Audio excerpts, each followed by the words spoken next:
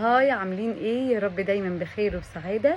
زي ما اديتكم اسراري في تركيب الرموش، حاجة تبقى ثابتة معاكي فوق الشهر، وازاي ما تطلعش، وازاي تركبيها هير باي هير زي اي صالون وتبقي زي المحترفين ويثبت معاكي لفترة طويلة. هديكم النهاردة اسراري في تركيب الضوافر الفيك نيلز، ازاي تركبيها وتقعد معاكي برضو مش اقل من اسبوعين او شهر، ما بتتحركش من مكانها. بصوا اهي، ما بتتحركش حرفيا. اهي بصوا انا بدوس ازاي. بصوا اهو. بصوا بدوس ازاي، بدوس ضغطه، ما بتتحركش. طيب كلنا عارفين ان احنا بنستخدم الصاروخ طلع كارثه كارثه كارثه كارثه. طيب هنعمل ايه؟ تعالوا اقول لكم. اول حاجه انا ببقى شارياها الضوافر. انا بحب اشتري ضوافر تبان كانها عامله جل. الرسمه دي اكتر رسمه لما بتجيبيها بتحسي ان انت كانك عامله جل في اي كوافير او صالون شيك. الرسمه دي خطيره ودرجه اللون كانها جل، فمحدش بيتوقع خالص ان دي فيك نيلز. فاول حاجه ذكاء اختيارك للشيب والشكل القريب من ضوافرك، وان تجيبي مقاسات ضوافرك بالظبط، وفي نفس الوقت تكوني الشيب والرسمه قريبه قوي قوي قوي من ان هي حاجه كانها جل مش فيك نيلز. انا دول جايباهم اللي هم بتوع شي جلام. الباكت فيه تقريبا حاجه و20 دوفر ب25 جنيه. تاني حاجه الستيكرز دي، عارفينها طبعا. الستيكرز دي شطارتك انك تحطي الستيكر بمقاس مظبوط على ضوافرك، ولا يكون كبير قوي ولا صغير قوي. يبقى اول خطوه اخترنا الضوافر الصح. تاني حاجه اخترنا الستيكر وبالمقاس المظبوط على ضوافري. طيب ده بيطلع بسرعه من ضوافري، ولما بحطه بكتير و24 ساعه بتبقى طالعه وسايبه ضوافري الضوافر. طب ايه الحل؟ هقولك على تركتين تخلي الضوافر ثابته زي الحجر في ايدك.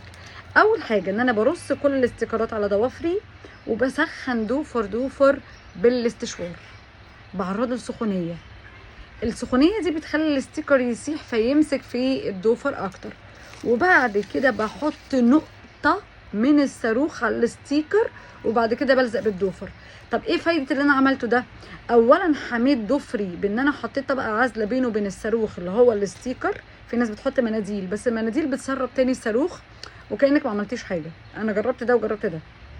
الاستيكر بيدي طبقه عازله كده بين الضوفر ده والضوفر الاساسي بتاعك، فما بتحطي الجلو اللي هو الصاروخ بيمسك الاتنين في بعض وبيخلي الضوفر ماسك كويس جدا.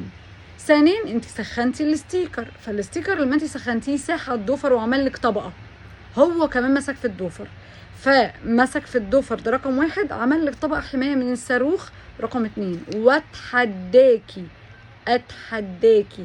اتحداكي انه يطلع من ايدك. انا لسه مركباهم وطالعه اوريهم لكم. اتحداكي، صدقيني عن تجربه. روحي بيه بقى وكلي واشربي وروحي المناسبه بتاعتك وارجعي ونامي وخدي شاور واغسلي ايدك واغسلي مواعين، اعملي كل اللي في نفسك. اتحداكي يطلع من ايدك. كده اديتكم طريقه سريعه وتركات سريعه انك تركبي الفيك نيلز في البيت زي المحترفين وزي اي صالون، وتوفري ال 500 600 جنيه اللي كنت تدفعيهم، وتحطي ايديكي في اليو في والحاجات دي كلها، ولا الهوا. حاجات بتعمليها في البيت.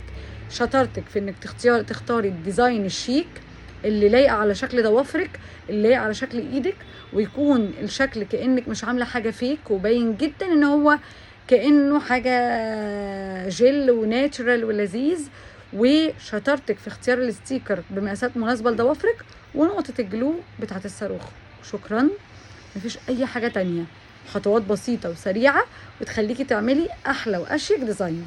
باي باي، اشوفكم في فيديو جديد وتركات جديده. باي باي.